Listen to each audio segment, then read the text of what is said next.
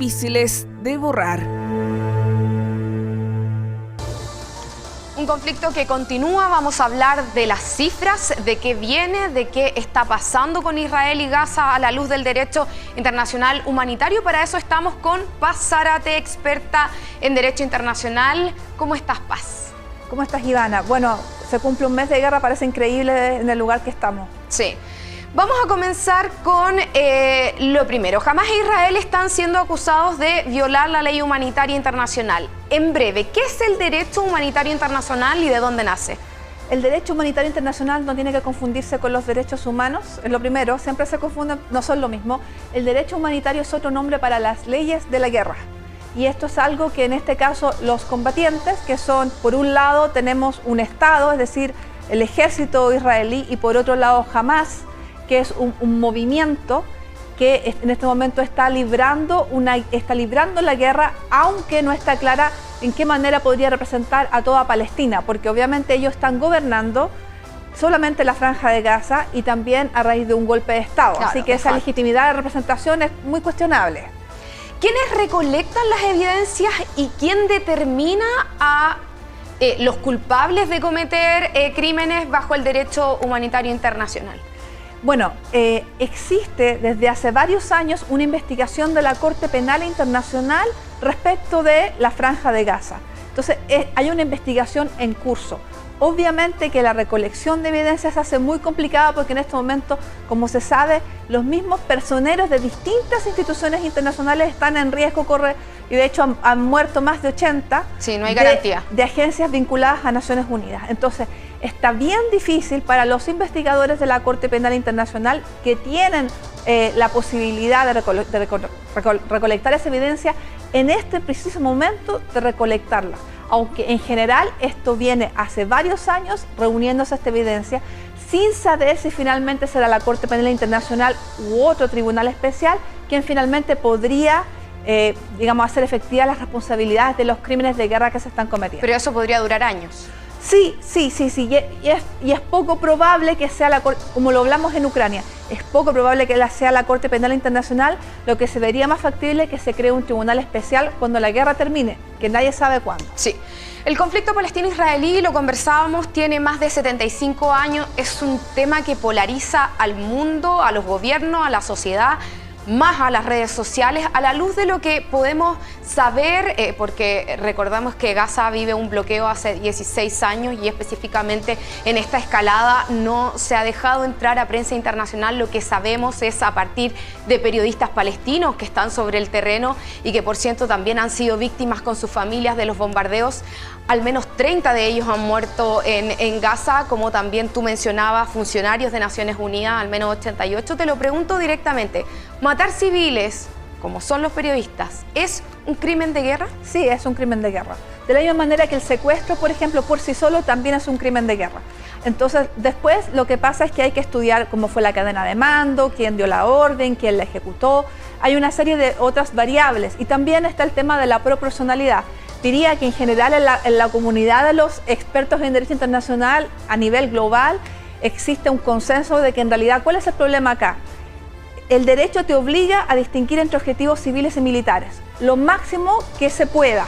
En este caso, Israel dice que no es posible en la práctica hacer esa distinción porque jamás ha puesto los objetivos militares debajo de los hospitales, las escuelas, etc.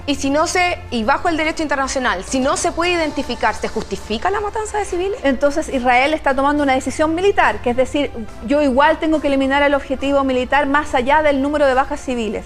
Pero el número de bajas civiles es tan enorme que es ahí donde la mayoría de los estados está expresando una opinión de que en realidad el costo en bajas civiles es demasiado alto en relación al objetivo.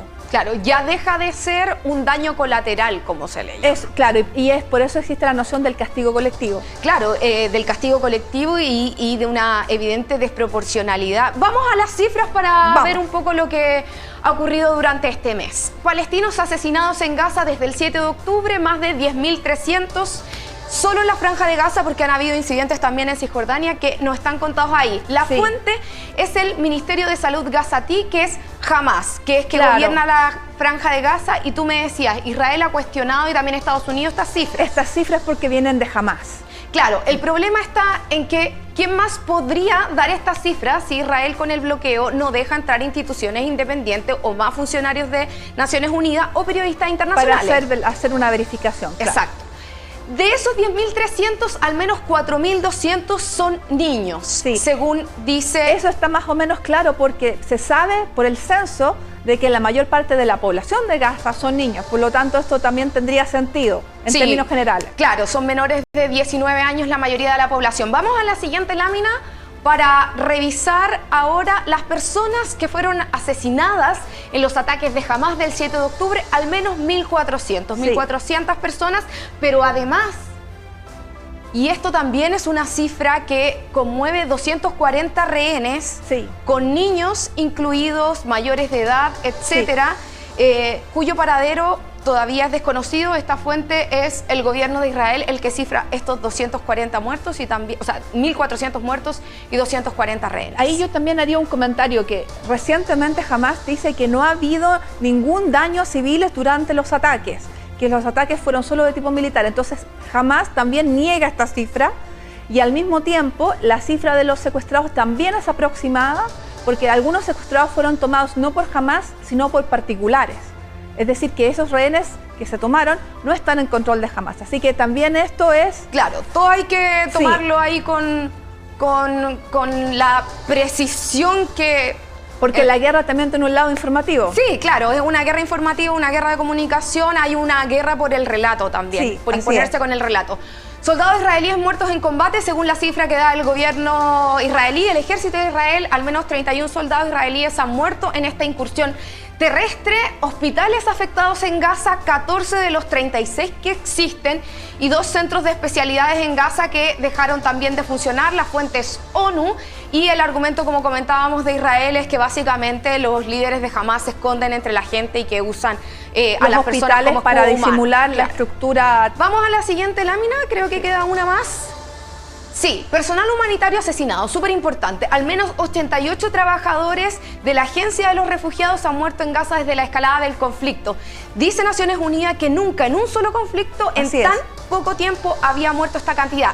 Y también en lo que respecta a los periodistas, al menos 37 periodistas han muerto en Gaza desde el 7 de octubre, es una cifra que da el Comité para la Protección de los Periodistas y también es una cifra elevadísima, probablemente la mayor de los últimos años en un conflicto. Absolutamente. De hecho, en el conflicto en Ucrania no recuerdo una cifra tan alta y el conflicto en Ucrania lleva 1 año y medio. Y no solamente los periodistas, sino que hay algunos que han perdido a toda su familia en los bombardeos en sus hogares. Así es. Tomar rehenes, como lo hizo Hamás, tú decías, también constituye un crimen de guerra. ¿Qué pasa con el derecho a la defensa? Si no hay proporcionalidad, ¿cómo funciona bajo el derecho internacional el derecho a la defensa? A ver, lo primero que hay que decir es que el terrorismo no es una categoría jurídica, es una categoría política. Se refiere solamente a la motivación de quien está realizando esa actividad. Y que el secuestro por sí solo, aunque no se le haya hecho otro daño al secuestrado, constituye un crimen de guerra. Entonces, ¿cuál es el problema de la proporcionalidad? Eso es el juicio, es un juicio que hace militarmente cada fuerza cuando tiene que, porque se supone que ¿qué es lo legítimo? Atacar objetivos militares. Un hospital, por definición, es un objetivo civil que se encuentra protegido. Entonces, en ningún caso es posible atacar un hospital. La verdad es que eso, el efecto que está teniendo desde ya es que se está formando recientemente un consenso de la opinión pública internacional respecto al exceso que se ve de parte de Israel para ejercer este derecho. Entonces, yo no creo que sea sostenible por mucho tiempo más que Israel prescinda de ese consenso de la comunidad internacional, que de todas formas va a tener peso cuando se realice alguna evaluación jurídica de la actividad de Israel en este conflicto. Fue el propio jefe de la ONU el que hablaba del contexto de este conflicto y por eso te quiero preguntar qué pasa con el traslado de población a territorios ocupados en la guerra, porque esta es una práctica creciente que ha hecho Israel a partir del año 67, donde ellos dicen, bueno, yo gané conflictos armados, tomo territorios, pero además traslado por razones de seguridad a mi población, que son los llamados colonos, a esas zonas. ¿Qué dice el derecho internacional al respecto? Los territorios ocupados se llaman todavía territorios ocupados porque eso no constituye conquista. Entonces, Israel no ha adquirido territorio con esta ocupación y con poner colonos, eso no ha cambiado en absoluto el estatus de de ese territorio. Eso es lo primero. Y ahora lo que se piensa, el plan para el futuro de Gaza, es que Israel mantenga un control, pero no va a asumir en ningún caso la soberanía de ese territorio. De todas formas que ese estatus de los territorios no va a cambiar, pero la gente que vive ahí tiene miedo. Y por eso mismo es una de las razones por las cuales se niega a salir. Número uno, que no se ha abierto la frontera en Egipto salvo para los extranjeros. Y número dos, no quieren que se repita la historia y que Israel asuma el control sobre más territorio del que ya tiene actualmente. ¿Jamás puede ser juzgado por crímenes de guerra y de qué manera? Sí, jamás puede ser juzgado porque los conflictos armados internacionales pueden ser entre dos estados y entre un movimiento armado como este y un estado. Así que en términos de la aplicación del derecho humanitario es igual. Los líderes, sí, en el fondo, tendrían y los líderes, hay que decirlo también, no se encuentran a riesgo de estos bombardeos porque se encuentran a salvo en Qatar, desde donde dan confortablemente conferencias de prensa, se hacen reuniones con los otros movimientos, con Hezbollah y la Yihad Islámica, y también tienen voceros en el Líbano. Es decir, ese es uno de los problemas del propósito de eliminar a Hamás con esta ofensiva. Claro. Los líderes, por seguro, no serán afectados. Sí, ¿cómo ves tú, por último, lo que viene? ¿Va a vislumbrarse una salida a esta violencia que sabemos la pagan, los costos, digo, ampliamente los civiles? Los civiles, las poblaciones civiles? ¿Ves algo que se puede hacer en lo inmediato en cómo se está configurando la situación? Sí, la opinión pública israelí crecientemente está por la salida de Netanyahu. Es decir, el pueblo israelí no está de acuerdo con el tipo de acción que está llevando a cabo el gobierno. Esto es importante. Súper. Y esto no solo en Israel, además con mayor fuerza incluso fuera de Israel, las comunidades judías en distintas partes del mundo salen a decir, no en mi nombre, no estamos de acuerdo con esto. Y esto pasa adentro y afuera, número uno. Dos, no ha habido del operativo de rescate de rehenes realmente ningún resultado hasta ahora. Llevamos un mes de guerra. Y tres, este operativo para eliminar a Hamás también parece no realista, siendo que todos los liderazgos están a salvo.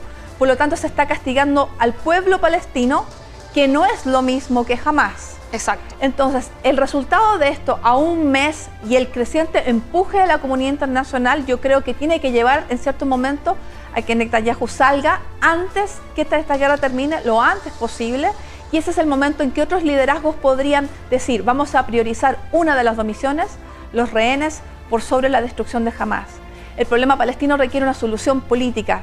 Toda la historia de este conflicto así lo determina. Sí. Así que el consenso internacional debiera alcanzar para empujar esa solución política. La solución militar no es sostenible en el tiempo. Sí, nos queda también pendientes para hablar después más adelante qué papel va a tener la Autoridad Nacional Palestina dentro de Así esto. es. Ya muy bien definido la diferencia que hay. El pueblo palestino no es Hamás, así como el pueblo israelí no es el gobierno de extrema derecha que hoy día gobierna. Con el potencial, sí, de que cada día, a medida que mueren más personas, lo otro que puede ocurrir es que el conflicto se expanda, probablemente al Líbano. Entonces, la verdad es que esto está en una situación muy efervescente en este momento. Muchas gracias, Paz. Se nos acaba el tiempo. Muchas gracias por conversar con nosotros sobre este tema tan interesante. Nos vamos a una pausa y ya regresamos en Enfoco.